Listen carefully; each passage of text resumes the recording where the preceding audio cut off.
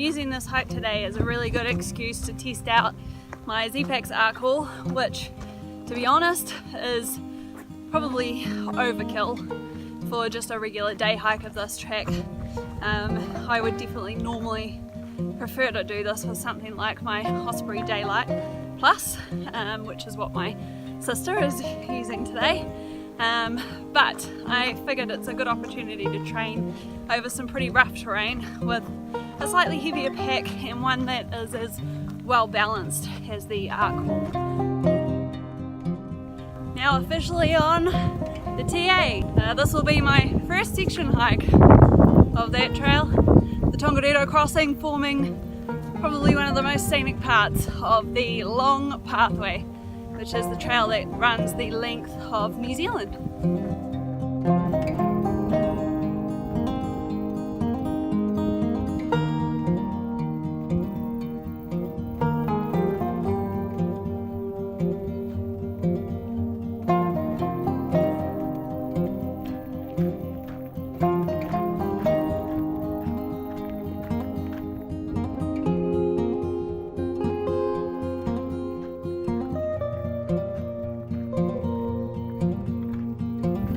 There is the mighty Mount Tongariro, and just to the left you can see that saddle, and that is where we will be heading.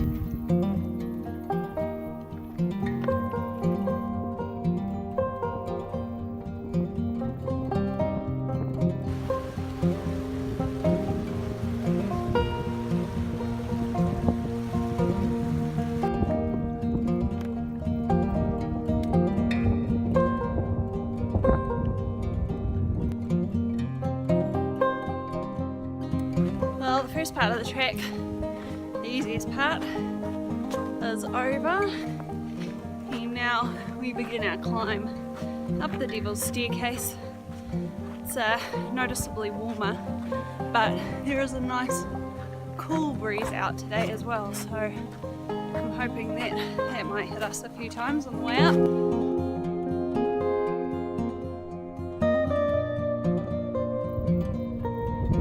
Play a game called Follow the Hikers. When do they disappear?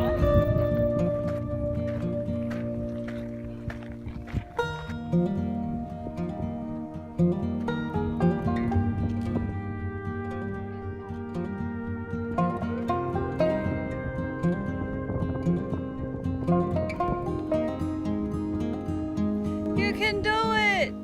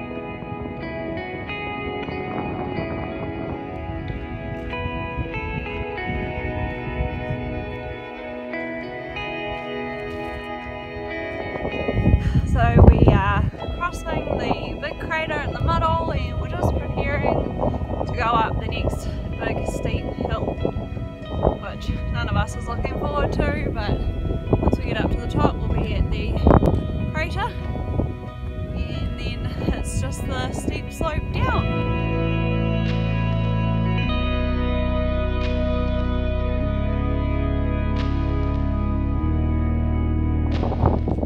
Just make out the track as it goes up there, and some very tiny people right at the top there.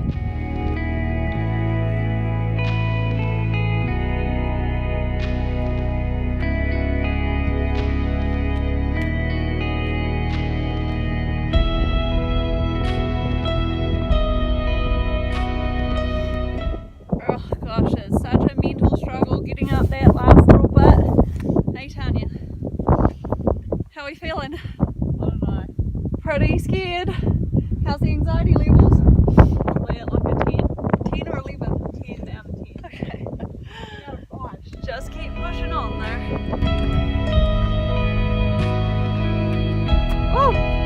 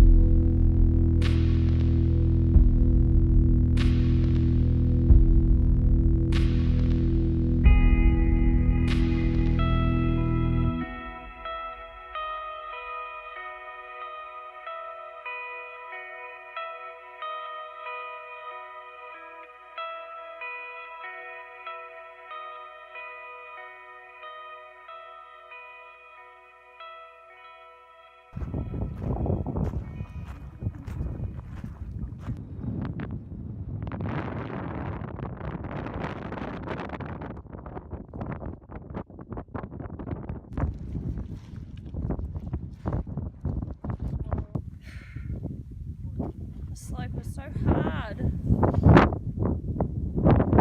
She just makes it look easy.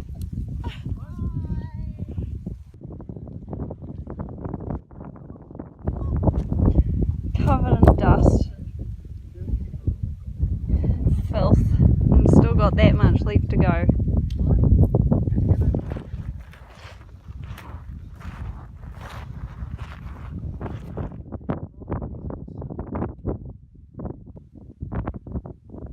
So after a very, very difficult descent down that slope, you can see in the background there, we managed to stop and have some lunch at the Blue and Green Lakes and sat there for 15 or 20 minutes, and now we're walking to the Ketetahi Hut. So potentially another hour and a half from here.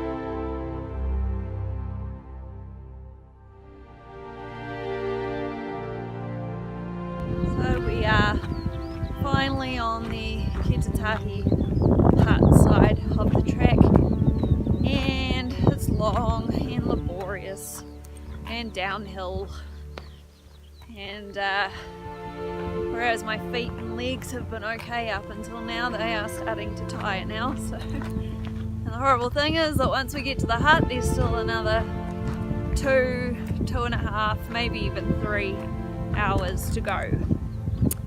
But the good thing is that it's clouded over a little bit, and whereas that might mean it could rain before we finish up here today, at least it's not blazing hot sunshine.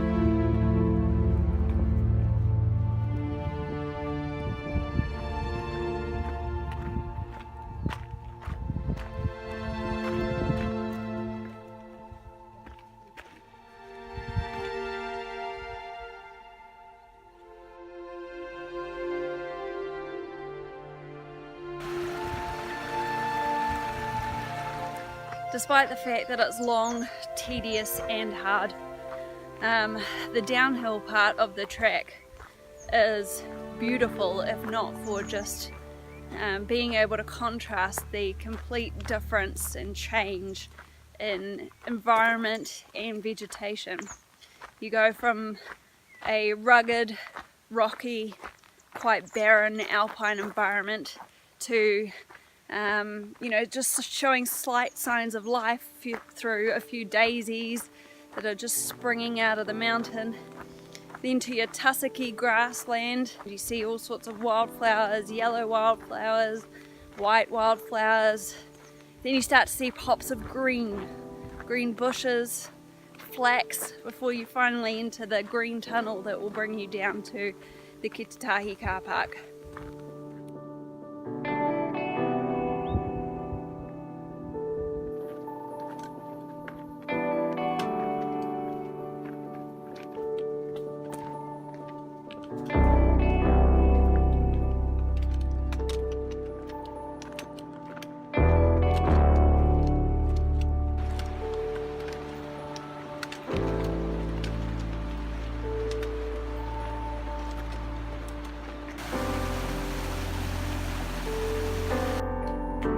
Just 19 down, 400 meters to go.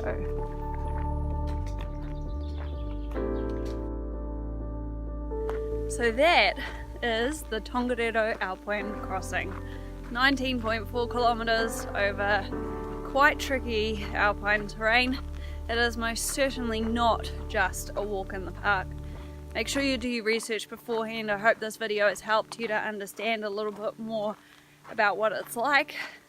You do need to be relatively physically fit to complete it. You do need to make sure that you have enough water. I've got roughly 3 litres, or I bought roughly 3 litres of water with me today, and I've gone through just about all of it. The dock signs say that it takes roughly 6 to 8 hours to complete the track. I'd like to suggest that you want to anticipate anywhere between 6 to 10 hours depending on your level of fitness. If you are somebody who struggles with uphills, if you're somebody who struggles with downhills, it's going to take you a bit longer. And also, you know, you factor in the amount of time that you want to take to stop as well. If you want a half decent lunch break, then you know you're going to add on another half an hour or more there. And then also Ketetahi Hut on the way down is a great stopping place to break up the monotony of the downhill. It's long, it's arduous, it's still at least 2 to 3 hours from the Ketetahi Hut. It's a beautiful day walk, it's a beautiful hike, but don't underestimate it.